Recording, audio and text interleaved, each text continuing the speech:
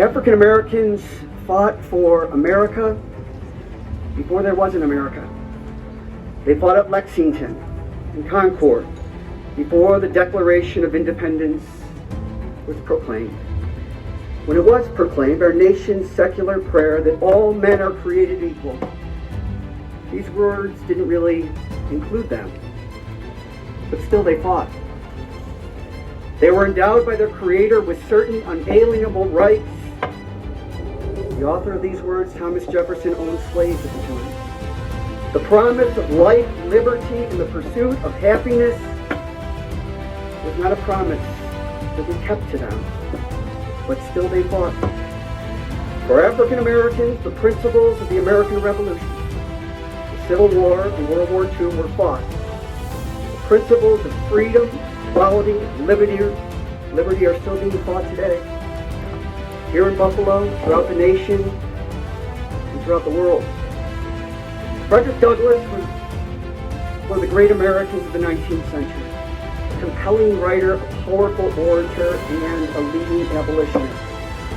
He was both a friend of Abraham Lincoln and a foe of Lincoln. He called him out when he was wrong. Douglass was a frequent visitor at the White House, and during the Civil War, Lincoln admired him and sought his advice. Douglass advised Lincoln and convinced him that slaves should serve in the Union Army and that the abolition of slavery should be a goal of the war. On January 1st, 1863, Lincoln's Emancipation Proclamation stated that Confederate slaves were now free and could serve in the Union Army.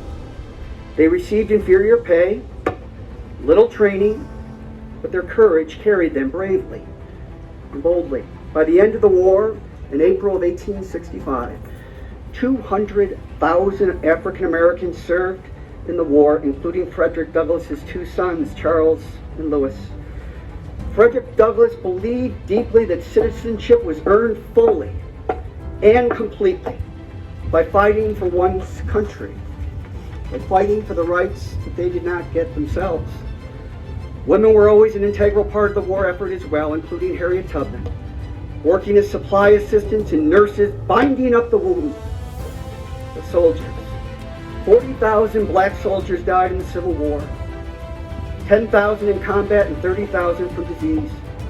26 black soldiers earned the Medal of Honor, and they helped the Union win the war. The Union victory over the Confederate States made America one nation and ended the institution of slavery. But discrimination and segregation would persist. But still they fought for this country. Nearly 100 years later, when American soldiers sailed to Europe in World War I, they were going not as conquerors, but as liberators, as freedom fighters, to make people in far away places free. Near 100 years after the American Civil War, there is a great and tragic irony, and it is this. More than 1 million black men and women served in World War II, the world's greatest democracy, America, to set the world free from fascism and oppression. They served in a segregated military. Blacks were originally relegated to menial jobs in support of the fighting troops. Pressure built to end segregation of the military. When they were given the chance to fight in the front lines, they did so courageously, admirably, and effectively. They exceeded every expectation of a good and great soldier. The 92nd Infantry Division, known as the Buffalo Soldiers, the first African American division sent into battle in 1944. 2,000 black soldiers rushing the beaches of Normandy to defend freedom. The Tuskegee Airmen, consisting of black fighter pilots and bombers, destroyed German ships and enemy planes. It was them, the other soldiers, that helped win the greatest military victory in human history.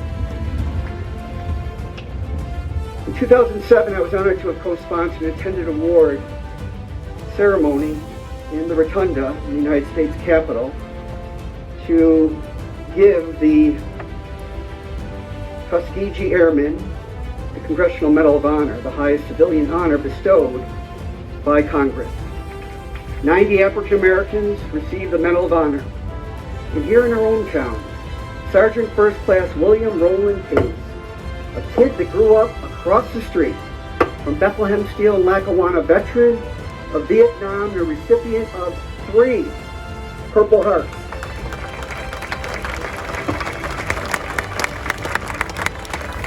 Three Purple Hearts and a Bronze Star for distinguished historic service against an enemy. It is an incredible history. It's heartbreaking, and it's heartwarming. It's tragic and it's magic.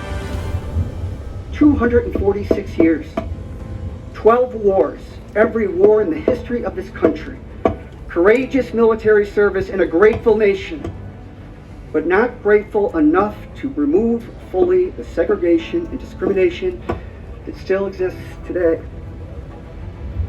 So why do we build monuments? Why do we build monuments, and why do we dedicate them? To remember, of course, and to acknowledge that these monuments can mean different things to different people. People of a shared American tradition. Frederick Douglass understood this when he himself, in 1876, dedicated the Emancipation Monument in Lincoln Park, a few steps from the United States Capitol in Washington, D.C. The Emancipation Monument depicts Abraham Lincoln, an enslaved African-American man in broken shackles. Some saw the man as rising. Some see him falling down. And Douglass wrote that no one monument can be made to tell the whole truth, but rather the truth as we see it, through our lived experience. Instead of those who suffer, they are more tender to the suffering of others. Perhaps this beautiful monument today that we dedicate, a monument designed by, as I mentioned before, gifted artist Jonathan Casey, a loving friend to so many people here, including our majority leader.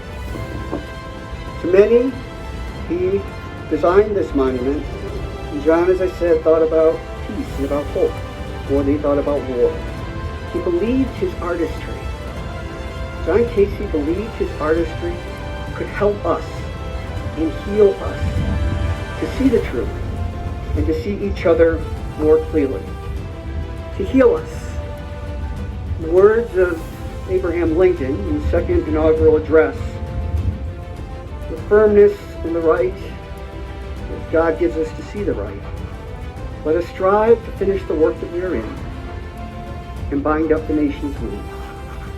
God bless this good and generous nation. And God bless John Casey. Thank you.